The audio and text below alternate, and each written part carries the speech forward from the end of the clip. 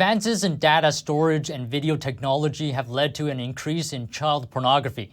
Now, a global network of investigators is racing to stop it. NTD's Andrew Thomas has more on their efforts. The National Center for Missing and Exploited Children is a nonprofit based in Alexandria, Virginia. One of the organization's missions is to track online child pornography. Two things happen.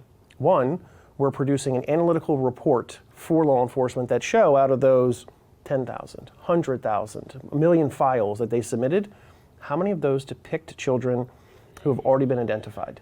And who's the law enforcement officer that identified that child, who can prove in court that it is in fact a real child victim? In 2016, NCMEC was part of a global effort to find a girl in a video discovered by a New Zealand customs agent. The footage showed U.S. Border Patrol employee Paul Adams raping his then 10-year-old daughter.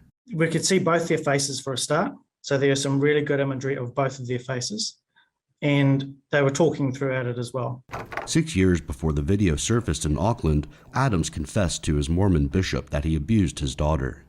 A prominent church lawyer told the bishop to keep the abuse secret. As a result, the child was brutalized for 7 more years. Today, the video and others still circulate on the internet. They're living with that for the rest of their lives. It's on the internet, it's not going anywhere. And they have to wake up every morning, knowing that there's imagery of those terrible times in their lives still out there that people are accessing for their own gratification, and they don't care anything about them. Computer analysts at NCMEC determined that the 9-minute video was made in 2015. They also isolated several images of Adam's face and sent them to Homeland Security investigations. Everything HSI does has to have a nexus to the border. So how are we working domestic child exploitation cases?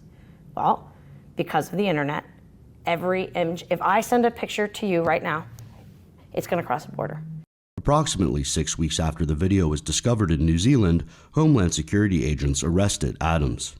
Adams died by suicide in custody while awaiting his trial. Data from NCMEC shows that the original video was viewed about 100 times in 2017. That figure soared to more than 4,500 in 2021. Since 2016, U.S. law enforcement agencies have seized copies of it hundreds of times. Nearly 800 people were arrested in 2021 with the video in their possession. Andrew Thomas, NTD News.